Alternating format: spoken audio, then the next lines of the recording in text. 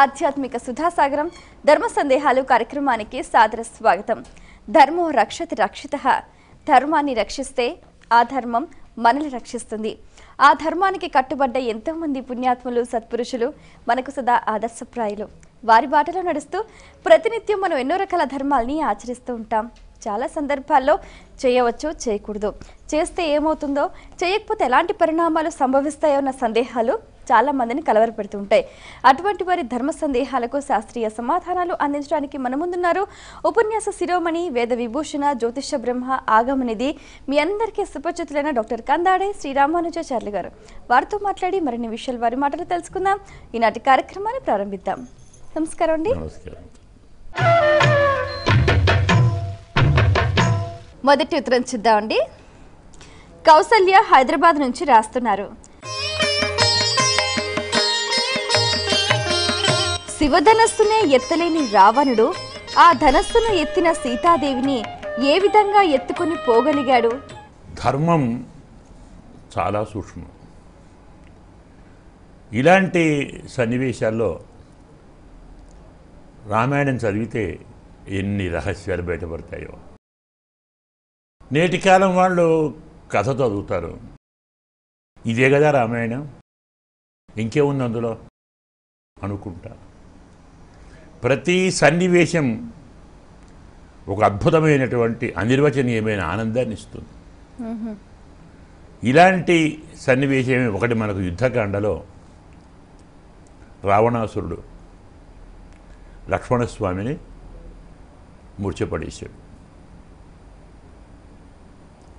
ఏదో బాగుంది అని ఇతన్ని తీసుకొని పోతే యుద్ధ ఖైదీ అంటాం కదా, లక్ష్మణస్వామిని తీసుకొని పోయి బంధిస్తాను, మీరు యుద్ధం ఆపి వెనక్కి మళ్ళీ పోతే మీ లక్ష్మణుని మీకు ఇస్తాం అని బెదిరించవచ్చు అని రావణాసురుడు లక్ష్మణస్వామిని లేపటానికి వివిధ ప్రయత్నం చేశాడు.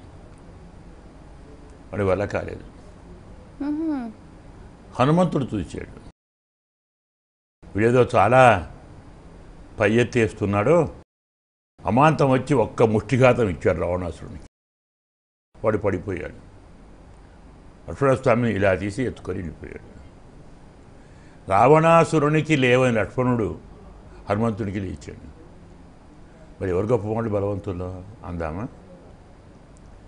అక్కడ వాల్మీకి ఒక అంటాడు, శత్రూణామపి అకంప్యోపి లఘుతాం ప్రాప లక్ష్మణ. వీళ్ళంతా దేవతలు, మహాప్రభావ సంపన్నులు.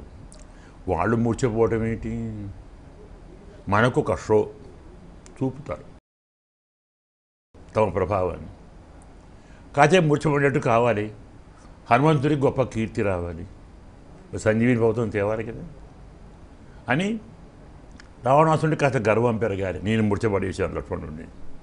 తానే పడుకున్నాడు. అక్కడ మరమాట చెప్తాడు, పడిపోయే ముందు అమీమాంస్యం అమన్వత అంటాడు. నేను శేషాంశను అని తన అంశను తలుచుకొని పడిపోయాడు. ఎవరు లేపారేవాడిని? ఆదిశేషుడంటే అనంతకు బ్రహ్మాండాలు ఉన్నాయే, ఇంత బ్రహ్మాండ భాండాలను ఒక ఆవగింజలాని ఇతను పెట్టుకుంటాడు. ఆవగింజలాగా అతను లేస్తాడా? వీళ్ళు తాము తలుచుకుంటే చులకనవుతారు, తలుచుకుంటే బరువు అవుతారు. రావణాసురుడు సీతమ్మను తీసుకొని వెళ్ళాలి, లంకలో బంధించాలి. బంధిస్తే కానీ రాముడు వచ్చి వాడిని చంపాలి. రాముడు సీత వచ్చిందెందుకు? రావణ సంహారం కోసమే కదా. అంటే లోకాలకు రావణాసురుని పీడ తొలగటానికి వాళ్ళు వచ్చారు. వాడిని చంపాలంటే ఈమె అక్కడికి పోవాలి కదా. తనకు తానుగానే సీతమ్మ లఘుతా మాప అల్కన అయింది, తిసపరాని అంటాడు హనుమంతుడు. సీతమ్మ తలుచుకోకుంటే రావణాసురుడు తీసుకొని పోయేవాడా సీతమ్మను? ఆ తల్లి తోటి స్త్రీల మీద దయ కలిగి వాళ్ళను ఉద్ధరించాలని జాలితో అక్కడికి తానుగా వెళ్ళింది. కానీ నత్వం కామస్సమాధేయ, రావణ నువ్వు అనుకుంటున్నావా నా బలంతో లేపుకొచ్చానని? ఆమె తలుచుకోకుంటే నువ్వు లేపలేవురా సమాధానం చెప్పాడు హనుమంతుడు. ఇవి చదవాలి. కథ కాదు, ఇలాంటి సన్నివేశం చదవాలి. సీతమ్మే తనకు తానుగా కోరుకొని లంకకు వెళ్ళింది. ఆమె లంకకు వెళితే కానీ రాముడు రాడు. ఇంత స్పష్టంగా సన్నివేశం ఉంటే కొందరు మహానుభావులు చిత్రవిచిత్రాలు అల్లుతారు.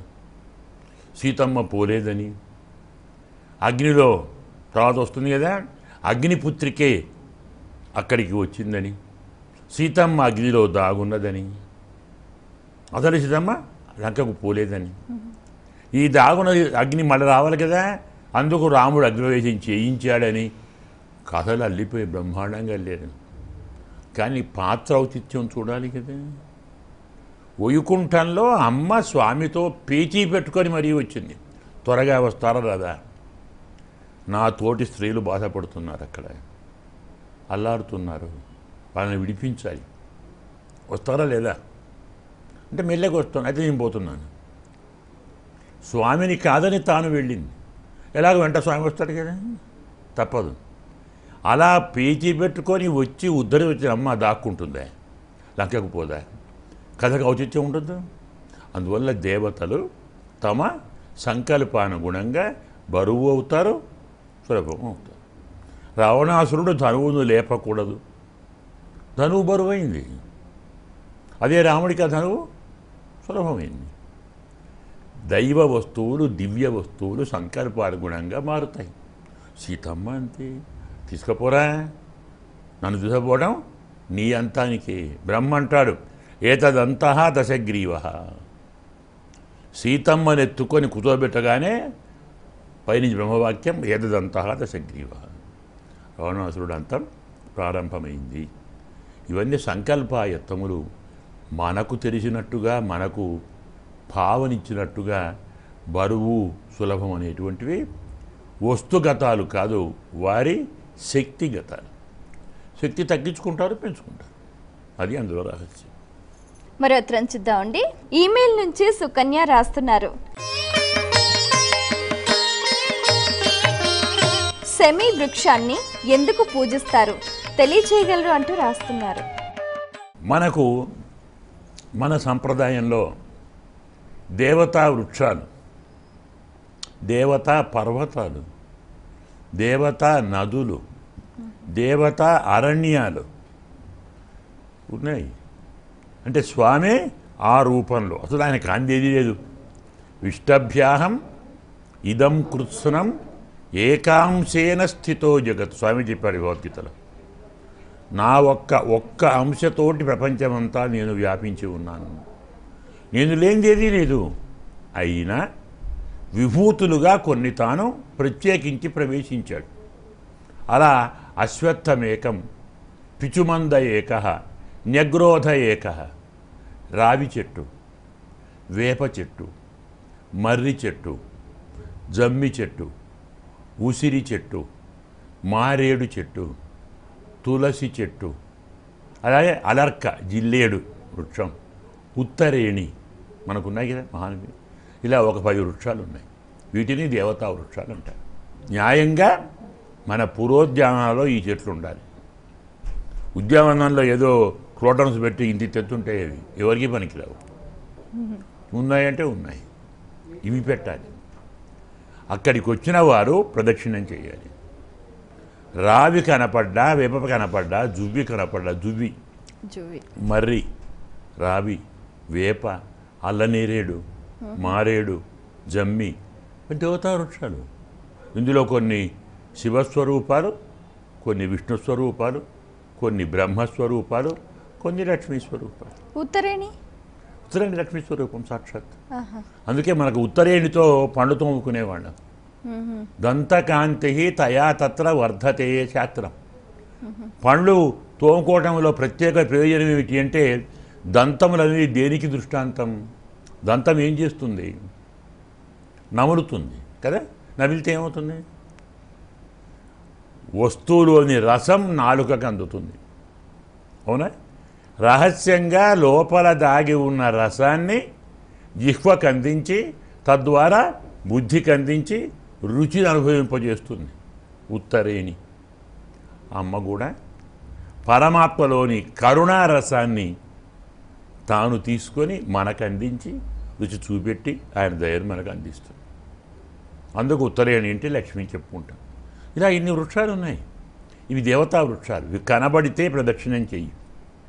3, 5 ఒక శాస్త్రం ఉంది. జమ్మి చెట్టుకు ప్రతిరోజు ఉదయం సాయంత్రం దీపం పెట్టి 108 ప్రదక్షిణాలు తప్పకుండా చేస్తే ఎంత గొప్ప అపోహ నశిస్తుంది. దారిద్ర్యం పోయి ఐశ్వర్యం లభిస్తుంది.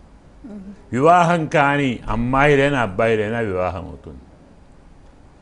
ఆయుధ సంపత్తి అంటాం. అక్కడే తెచ్చారు పాండవులు ఆయుధాలను.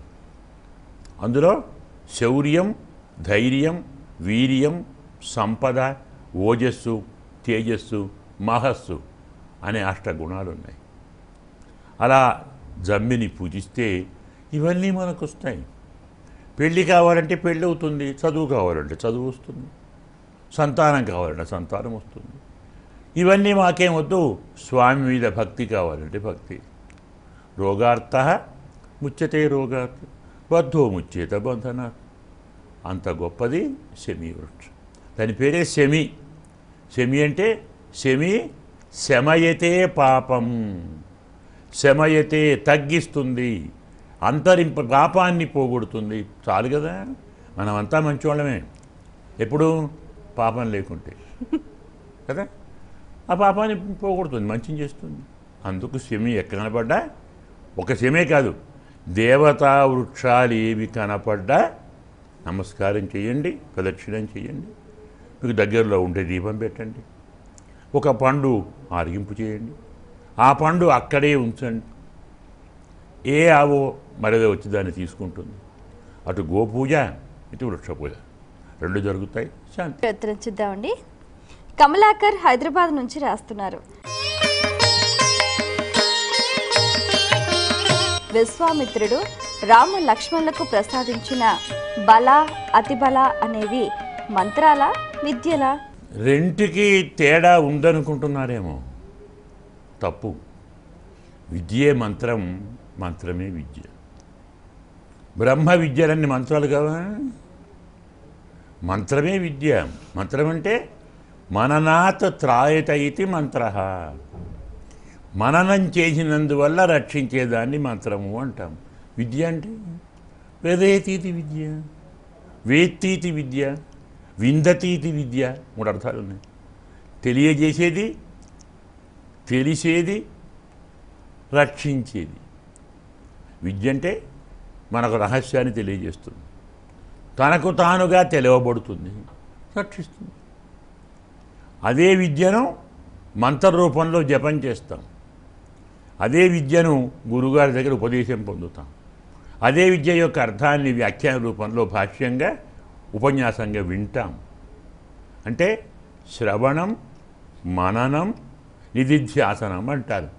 అంటే వినాలి, విన్నదాన్ని నెమరు వేయాలి. మననం అంటే నెమరు వేయటం. మనకంటే అవి బాగా చేస్తాయి. పశువులు ఆహారం తీసుకొని నెమరు వేస్తాయి. నెమరు వేయకుంటే అరగదు. మనం కూడా మననం చేయకుంటే విద్య కానీ మంత్రం కానీ పని చేయదు. వల్ల విద్య వేరు, మంత్రం వేరు కాదు. అవి బల, అతి బల కాదు. అంతేకాదు, మొత్తము 395 విద్యలు ఇచ్చాడు. అవే మంత్రాలు. వాటిని ఏ రూపంలో కంటే ఆ రూపంలోకి వస్తాయి.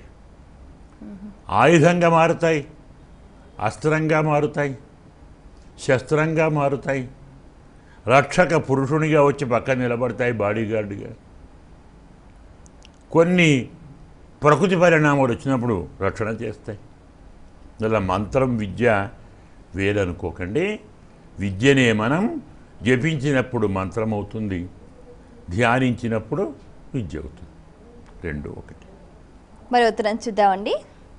శ్రీప్రియ ఈమెయిల్ ద్వారా రాస్తున్నారు. లక్ష్మీదేవి వాహనం గుడ్లగూబ కదా, అది ఇంట్లోకి వస్తే అరిష్టం అంటారు, ఎందుకు తెలియచేయగలరు అంటూ రాస్తున్నారు. వాహనాలన్నీ ఇంట్లోకి రప్పించుకుంటామా? మనం చాలా వాహనాలు ఇంట్లో పెట్టుకుంటామా? లేదు కదా. లక్ష్మీదేవికి గుడ్లగూబ అనేది ఎప్పుడు వాహనము అది తెలియదే. అమ్మవారు స్వామి దేవతలు ఒక్కొక్క సందర్భంలో ఒక్కొక్క వాహనాన్ని తీసుకుంటారు. స్వామికి శ్రీమన్నారాయణునికి గరుడు వాహనం, మార్పు లేదు. అమ్మవారికి సింహము వాహనమే, వ్యాఘ్రము వాహనమే, గజము వాహనమే, పద్మము వాహనమే, అలాగే ఉరూకం గుడ్లగూబ వాహనమే, హంస వాహనమే, కోకిల వాహనమే, నెమలి వాహనమే. అష్టవాహ మహాలక్ష్మి, మహాలక్ష్మికి 8 వాహనాలు ఉన్నాయి. అందులో ఒకటి ఉలూకం. దీపావళి నాడు గుడ్లగూబనెక్కి వచ్చిన లక్ష్మిని పూజించాలి. ఒక ఆనాడు మాత్రమే. మళ్ళీ కార్తీక అమావాస్య ఉంటుంది, ఆ రోజు పూజించాలి. అమావాస్య నాడు అమ్మను పూజిస్తే గుడ్లగూబ వాహనంతో ఉన్న అమ్మను పూజించాలి. అదే అమ్మను పొడుగు నాడు పూజించాం, పున్నమ నాడు ఏం చెప్పాలి? హంస వాహనం. దశమి నాడు లక్ష్మీదేవిని సింహవాహనం. నవమి నాడు లక్ష్మీదేవి పూజిస్తే వ్యాఘ్ర వాహనం. సప్తమి నాడు పద్మవాహనం. అలాగే విధియ ఉందే, ఆనాడు కోకిల వాహనం. మరొక సవితి నెమలి వాహనం. ఒక్కొక్క తిథిని బట్టి అమ్మ ఒక్కొక్క వాహనం ఉంటుంది. వాహనం అంటే ఏమిటి? మంత్రమే. చాలాసార్లు చెప్పాం. ఎందుకంటే మంత్రం ఏం చేస్తుంది? మనం జపం చేస్తే దేవతను తీసుకొని వస్తుంది, అంటే మోసుకొని వస్తుంది కదా. ఇక్కడ కూర్చొని రామా అంటే వస్తాడా లేదా? నామమే మంత్రం, మంత్రమే వాహనం. అక్కడ ఉన్న వ్యక్తి మనం పేరు పెట్టి పిలిస్తే ఇక్కడికి వస్తాడు కదా. అతను తీసుకొచ్చింది ఎవరు?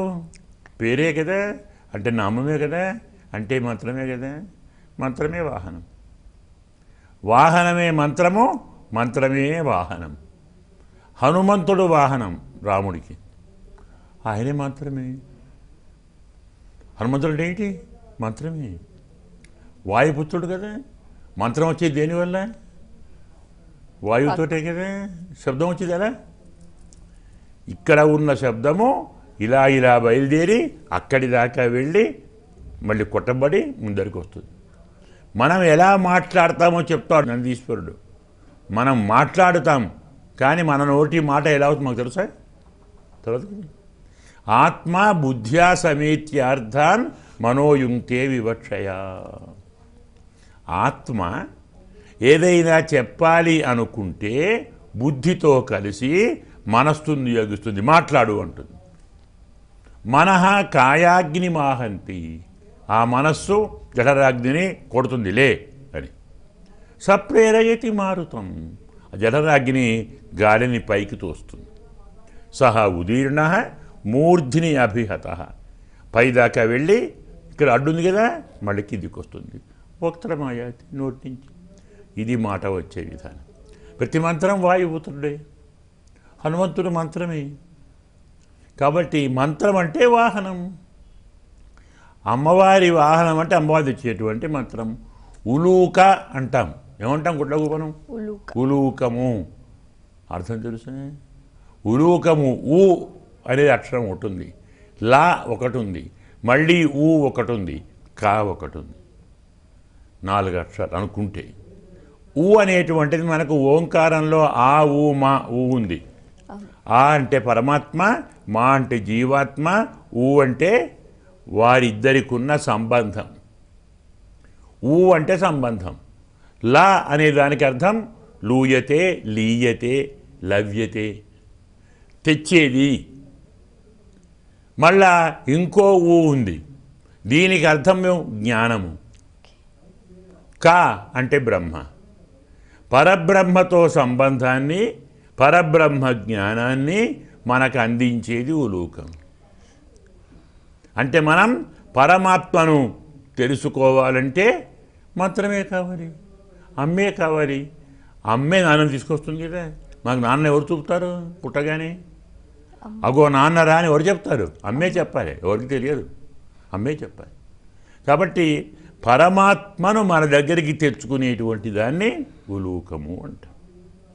అయితే మనకు కొన్ని పక్షులు పనికిరాని పక్షులు ఇంట్లోకి రావు, కాకి రాకూడదు. మరి కాకి కూడా ఒకరికి వాహనమే కదా, ఒప్పుకోవాలి కదా. అలాగే కొన్ని సమయాల్లో కోకిల కూడా ఇంట్లోకి రాకూడదు, నిషేధమే. అలాగే మనకు గబ్బిలం అంటాం, చాలామంది గబ్బిలం వస్తే శాంతి చేయాలంటారు. న్యాయంగా గబ్బిలం అంటే పురాణం చెప్తుంది మహర్షులు, వాళ్ళు స్వామి యొక్క దాసులు. పాత రోజుల్లో మా బాల్యంలో చూసాం, పిల్లలకు జ్వరం వస్తే దైవాన్ని ప్రార్థిస్తే గబ్బిలం వచ్చి 3 సార్లు తిరిగి వెళ్ళిపోయేది, జ్వరం తగ్గిపోయేది. కొన్ని దేవతా వాహనాలు. అందువల్ల కొన్ని సందర్భాలలో కొన్ని ఇంట్లోకి రాకూడదు, కొన్నిటిని చూడకూడదు, కొన్నిటి ధ్వని వినకూడదు. వాటికి పూర్తిగా అలాంటి దైన్యం తగ్గించడానికి తల్లి వాటిని వాహనంగా తీసుకుంది. వాటిని కాపాడటానికి, వాటి అపరిందరిని పోగొట్టడానికి, వాటి దుఃఖాన్ని పోగొట్టడానికి నేను వాహనం చేసుకుంటానండి, చేసుకుంది, మనందరినీ కాపాడుతుంది. మరో ఉత్తరం చూద్దామండి. వరంగల్ నుంచి కుమార్ రాస్తున్నారు. తాళిబొట్టు అంటే ఇప్పుడు స్త్రీలు ధరిస్తున్న మంగళసూత్రాలు కాదంటారు, నిజమేనా? తెలియచేయగలరు అంటూ రాస్తున్నారు. తెలుగులో తాళి, సంస్కృతంలో మంగళం, రెండు కలిస్తే సూత్రం. మంగళసూత్రంలో ఉన్న రహస్యం ఏమిటి? ఆ దారం ఉంటుంది కదా, ఎన్ని పోగులు? 3 పోగులు, దాన్ని మళ్ళీ 3 వరుసలు, ఎన్నైతాయి? 9. మళ్ళా దాన్ని 3 చేస్తారు కదా, ఎన్నైతాయి? 27. స్త్రీ మెడలో వేసుకునే దారం యొక్క పోగులు 27. 27 పోగుల దారానికి 2 బిళ్ళలు ఉంటాయి. 2 బిళ్ళలు, ఒకటి మనం తల్లిగారంటాం, ఒకరు అత్తగారంటాం. అది వేరు, కానీ న్యాయంగా ఒకరు లక్ష్మి, ఒకరు సరస్వతి. అదే అర్థం. 27ను 2 చేస్తే ఏమవుతుంది? 2 27 ఏమవుతాయి? 54 కదా. 54 2 చేస్తే 108. మన సంఖ్య అదే కదా. 1 0 8. 1 పరమాత్మ, 8 ప్రకృతి, 0 జీవుడు. ఇక్కడ 2 తాళిబొట్లు ఉన్నాయే, ఇవి 2 సున్నాలు. అంటే 2 జీవులు, ఒక జీవుడు అమ్మాయి, ఇంకో జీవుడు అబ్బాయి. అంటే భర్తను, సంసారాన్ని, ఇంటిని, కుటుంబాన్ని తన గుండెని పెట్టుకొని మోస్తున్నది. అర్థం అదే భార్య అంటే. భార్య అంటే భరించేది, మోసేది. దానికి గుర్తు తాళి. తాళి అంటే ఏంటి తెలుసా? తాలిమి అనంగా విన్నారా? తెలుగు పదం మనం మర్చిపోతున్నాం, తెలుగు మర్చిపోతున్నాం. ఇంకోటేమో రాదు, ఇదేమో తెలియదు. తాలిమి అంటే ఓర్పు, తాళి అంటే ఓర్పే. తాళి బొట్టు, ఆ చిన్న దానిలో ఇంత ఓర్పు ఉంది. భర్తను, పిల్లలను, సంసారాన్ని, ఇల్లును, అతిథులను, అభ్యాగతులను, ఎంతమంది వచ్చినా, ఎంత పని ఉన్నా, ఎంత ఒత్తిడి ఉన్నా చిరునవ్వుతో భరించి అందరికీ సంతోషాన్ని కలిగించగల ఓరిమి తాలిమి. అది తాళిబొట్టు. అది 27 అవుతాయి కదా. 9 భక్తులు ఉన్నాయి కదా, నవవిధ భక్తులు అంటాం. ఇలా భక్తులు, శ్రద్ధలు, బాధ్యతలు, బరువులు, ఓపికలు కలిస్తే 27, 2 తాళిబొట్లు. అది అందులో రహస్యం. చాలా సంతోషం అండి. మీ అమూల్యమైన సమయాన్ని కేటాయించి మా ప్రేక్షకుల ధర్మ సందేహాలకు శాస్త్రీయ సమాధానాలు అందించినందుకు ధన్యవాదాలు. వీక్షించారు కదండి, ఇది ఇవాల్టి మన ధర్మ సందేహాలు కార్యక్రమం. మీకు కూడా ఏమైనా ఆధ్యాత్మిక ధర్మ సందేహాలు కలిగితే మా ఈ కార్యక్రమానికి మీ సందేహాల్ని క్లుప్తంగా, సూటిగా, స్పష్టంగా పోస్ట్ కార్డ్పై లేదా ఈమెయిల్స్ ద్వారా రాసి పంపించండి. మా చిరునామా ధర్మ సందేహాలు, కేర్ ఆఫ్ భక్తి TV, road number 92, Jubilee hills, Hyderabad 5,96,000. మా ఈమెయిల్ ఐడి bhaktihyd@gmail.com. మరో కార్యక్రమంలో మళ్ళీ కలుసుకుందాం. అంతవరకు సెలవు. నమస్కారం.